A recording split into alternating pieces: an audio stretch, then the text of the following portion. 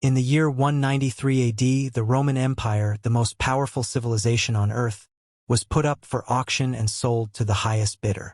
Not the throne, not a province, the entire empire, and the men who sold it, the emperor's own bodyguards. To understand how this happened, you need to know about the Praetorian Guard. These weren't regular soldiers. They were the emperor's elite protectors, stationed in Rome itself. They had the power to make or break emperors. And in March of 193 AD, they chose to break one.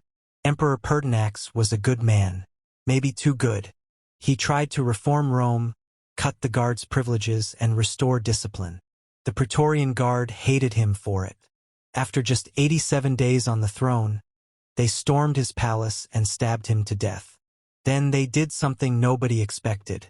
They marched back to their camp, locked the gates, and announced, "The Roman Empire is for sale. Who wants to make an offer?" This wasn't a metaphor. They literally held an auction. The most powerful empire in human history was about to be sold like a piece of furniture. Two men showed up to bid. The first was Sulpicianus, the city prefect of Rome and father-in-law of the murdered emperor. He figured he had the inside track. The second man was Didius Julianus, a wealthy senator with more money than sense. And here's where it gets insane. The guards wouldn't let them inside the camp. So these two men stood outside the walls, shouting their bids to the guards standing on top. Back and forth they went like a twisted game show. "I'll give each guard 20,000 sestertii. I'll give 23,000, 25,000. The entire fate of Rome decided by who could yell a bigger number. Didius Julianus won with a bid of 25,000 sestertii per guard. That's roughly 5 years of military salary for each man. For all 4,000 guards, he paid about 1 billion sestertii, a sum so vast it would bankrupt him. The guards opened the gates, proclaimed him emperor, and Didius walked into Rome thinking he'd just made the deal of his life. The Roman people were horrified. An emperor wasn't supposed to be purchased. The Senate was humiliated. The legions across the empire were furious. And 3 different generals immediately declared themselves emperor and began marching their armies toward Rome. Didius had bought the throne, but he'd also bought a death sentence. Here's what Didius didn't understand. The Praetorian Guard had no loyalty. They just murdered one emperor and sold the empire for profit. Why would they fight and die for him? He'd given them their money. They had no reason to protect him from the 3 armies marching on Rome. And they didn't. The closest army belonged to Septimius Severus, governor of Upper Pannonia. He was a brilliant general with hardened legions. He sent messengers ahead promising the Praetorian Guard forgiveness if they betrayed Didius. Then he promised the Senate stability if they condemned him. Both groups folded immediately. 66 days after buying the empire, Didius Julianus sat in his palace completely abandoned. The guards who'd sold him the throne now pretended they didn't know him. The Senate declared him a public enemy. He sent desperate messages offering to share power, to pay more money, to abdicate peacefully. Nobody cared. On June 1st, 193 AD, a soldier walked into the palace and beheaded Didius Julianus. The man who'd paid 1 billion sestertii for ultimate power died alone, broke, and hated after just 66 days. His last words were reportedly, "But what evil have I done? Whom have I killed?" He genuinely didn't understand what he'd done wrong. When Septimius Severus entered Rome, he summoned the entire Praetorian Guard to an assembly. They showed up in full ceremonial armor expecting rewards. Instead, Severus had them surrounded by his legions, stripped of their armor, and disbanded. Many were executed.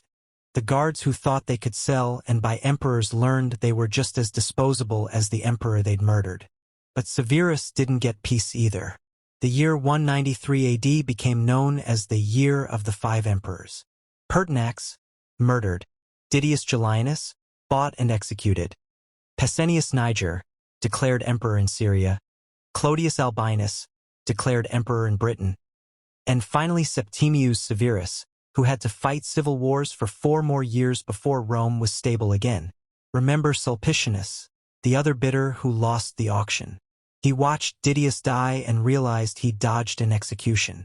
He'd been willing to buy the empire too, but couldn't match the bid. His failure to outbid Didius saved his life. Sometimes losing is winning. This moment broke something fundamental in Rome. Before 193 AD, emperors were murdered, sure, but there was always some pretense of legitimacy. After the auction, everyone knew the truth. Power belonged to whoever commanded the most swords. The empire would never fully recover. The next century brought 26 emperors in 50 years, most dying violently.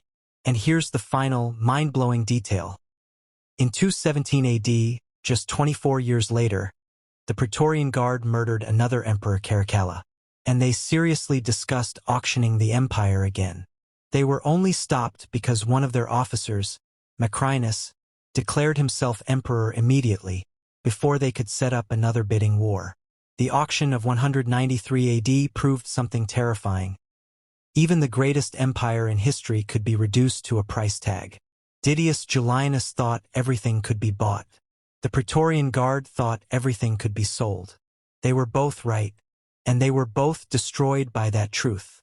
Today, when we say someone knows the price of everything and the value of nothing, we're describing Didius Julianus. He paid 1 billion sestertii for an empire and got 66 days of terror. The Praetorian Guard got rich for an afternoon and died in disgrace. And Rome got a civil war that pushed it one step closer to collapse. The Roman Empire wasn't destroyed by barbarians or plagues or economic collapse. It was destroyed by moments like this, when greed overwhelmed reason, when power became a commodity, and when everyone forgot that some things can't be bought or sold without destroying them completely.